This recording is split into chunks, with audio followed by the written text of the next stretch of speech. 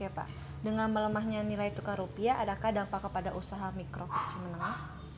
Ya, dampaknya itu pasti ada ya, karena pengusaha kecil menengah itu kan terkait dengan kurs rupiah.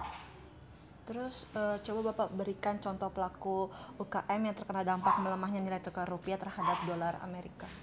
Jadi dampaknya itu bisa positif, bisa negatif, karena tergantung dari usaha si UKM itu.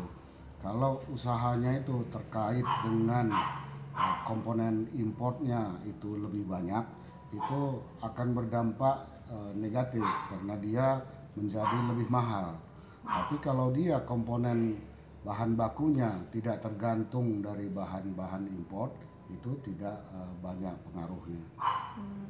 Terus apakah pemerintah sendiri akan segera memasang pagar pengaman agar koperasi usaha mikro kecil menengah tidak terguncang akibat melemahnya nilai tukar rupiah?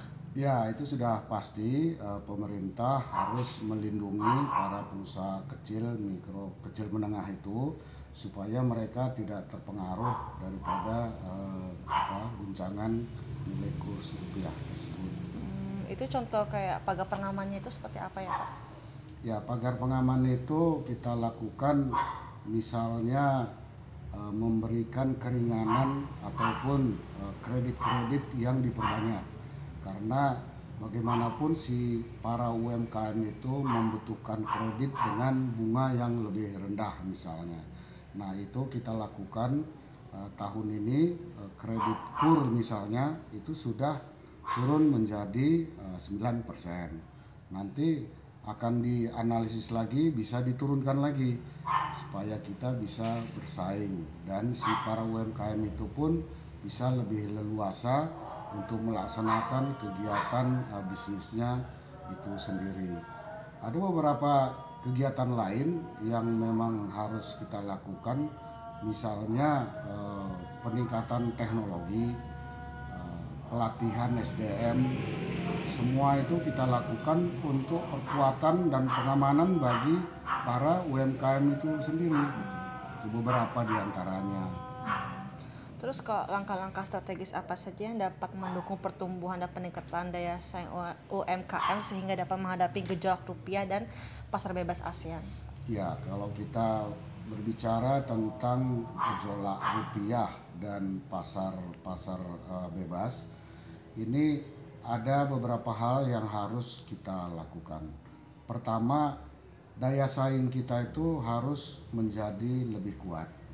Yang kita sebut daya saing itu pasti bagaimana kita meningkatkan kualitas SDM-nya sendiri. Kalau kita berbicara tentang kualitas SDM, ini tidak terlepas dari pelatihan.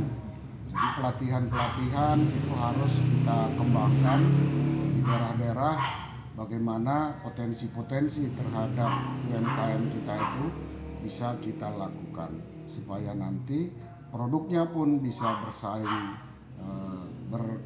berkompetisi, dan dia bisa pemasarannya juga kita begitu. Kita bantu pemasaran itu melalui produknya itu kita buat ada permanent exhibition di Smesco misalnya. Itu ada perwakilan dari seluruh provinsi ada di situ.